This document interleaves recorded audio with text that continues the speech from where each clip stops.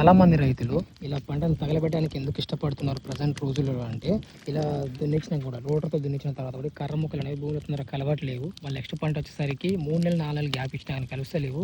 Plus వీటిని ఏరిపేయడానికి మళ్ళీ కూలీలు పెట్టాల్సి వస్తుంది. కూలీల ఖర్చులు ఎక్కువైపోవడం వల్ల వీటిని ఇలా ముక్కలు చేపించి భూమిలో కలిసేంత టైం ఇవ్వకుండా స్పాట్న ఏ రోజైతే పంట అయిపోతుందో ఎండబెట్టి ఎమ్మటే తగలబెట్టడానికి ఇష్టపడతా ఉన్నారు. అండ్ వచ్చేసి ఇలా భూమిలో కలవకపోవడానికి కారణం కూడా రైతులే అని చెప్పొచ్చు.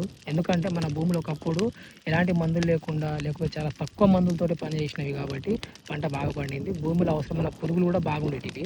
ఇప్పుడు ఏంటిదంటే అడ్డవలుగా మందులు ఇవి అవి ఏం తేడా లేకుండా అడ్డవలు వాడుతూ ఉన్నాం కాబట్టి వాటి వల్ల లోపల పనికొచ్చే పురుగులు ఏవైతే ఉంటాయో అవన్నీ చనిపోవడము ఆ మందుల ప్రభావం వల్ల, లేకపోతే అవి ఇక్కడ నుంచి భూమి అడుగున వెళ్ళిపోవడము. పురుగులు అనేవి అడుగున కూడా జీవించగలవు.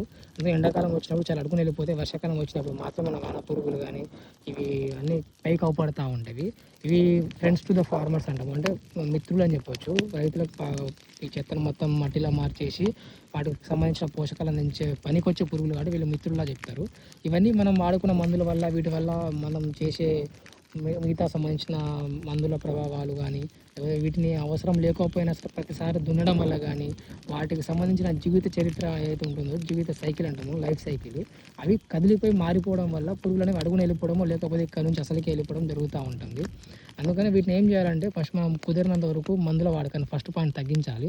సెకండ్ ఏంటిదంటే అవసరం ఉన్నప్పుడు మాత్రమే దున్నించాలి. చాలామంది రైతులు ఎండాకాలంలో ముందే దున్నేస్తే పని అయిపోయిందిగా అనుకుంటూ ఉంటాము. అలా దున్నియద్దు. ఎందుకంటే భూమిని కదిలేయకుండా ఉంటేనే అందులో ఉన్న చెత్త తినడానికి పురుగులు ఎక్కడున్నా కానీ వీటి దగ్గరకు వస్తూ ఉండి ఇక్కడ అవి నివాసం చేసుకుంటూ ఉంటాయి. వాటిని సొంతంగా ఇల్లు కట్టుకుని లోపల ఉంటా ఉంటుంది. వాటి లైఫ్ అంతా ఇక్కడ జరుగుతూ ఉంటుంది. సో మనం అలా అనవసరమైన దున్నేయడం కూడా కరెక్ట్ కాదు. సరైన టైంకి దున్నేయాలి. దున్నించేదాన్ని కూడా కొంచెం మనకు అనుభవం ఉన్న వాళ్ళు ఇంతకుముందు చేసిన రైతులు వాళ్ళ అనుభవం తీసుకొని దున్నేయడం మంచిది. దాన్ని తగలబెట్టడము ఇంకా మిగతా కొన్ని పనులు ఉంటాయి. అవి మానేయడం వల్ల ఏమవుతుందంటే ఏవైతే మనం లోపల దున్నిస్తామో రూటర్తో ప్రజెంట్ రూటర్తో వాడుతూ ఉంటాం కాబట్టి ట్రాక్టర్ వాడటం వల్ల ఈ రూటర్తో దున్నించినాక ఆటోమేటిక్గా చెత్త అనేది మినిమం ఒక 60 రోజుల్లో 45 నుంచి 90 రోజుల మధ్యలోనే అంటే ఒక 6 నెలలు 60 రోజుల్లో గ్యాప్లో మొత్తం మట్టిలో అయిపోతూ ఉంటుంది. ఎంత గట్టి చెక్క అయినా కానీ ఖచ్చితంగా మట్టిలో కలిసిపోతూ ఉంటుంది. వీటికి సంబంధించిన అవసరమైన పురుగులు భూమిలో నివాసం ఉన్నట్లయితే ప్రాపర్గా అవి ఉంటే ఖచ్చితంగా ఏదైనా అవి తినేస్తూ ఉంటాయి అనమాట. ఒక చెక్కని ఒక పురుగు తిని అరగించడానికి సంవత్సరం పడితే అదే ఒక చెక్క ముక్కని 10 పురుగులు తినేస్తే 10 రోజులు అయిపోయింది అనమాట. అలా ఉంటుంది కాబట్టి పురుగులు కూడా లోపల భూమిలో పెరిగేలా చూసుకోవాలంటే ఇవన్నీ పాటించాలి.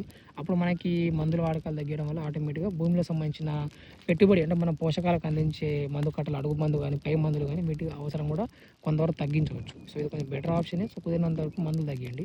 మనం ఒకళ్ళే తగ్గితే సరిపోదు, మన చుట్టుపక్కల రైతులు కూడా అందరూ అనుకొని తగ్గాయి అప్పుడే పనికి వస్తుంది. లేకపోతే పక్కన రైతులు మందు కొట్టి మనం కొట్టకపోతే వాళ్ళ చేనులో ఉన్న పురుగు మొత్తం మన మీద పడుతూ ఉంటుంది. కానీ ఒక ప్రాంతంలో రైతులు అనుకుంటే బెటర్.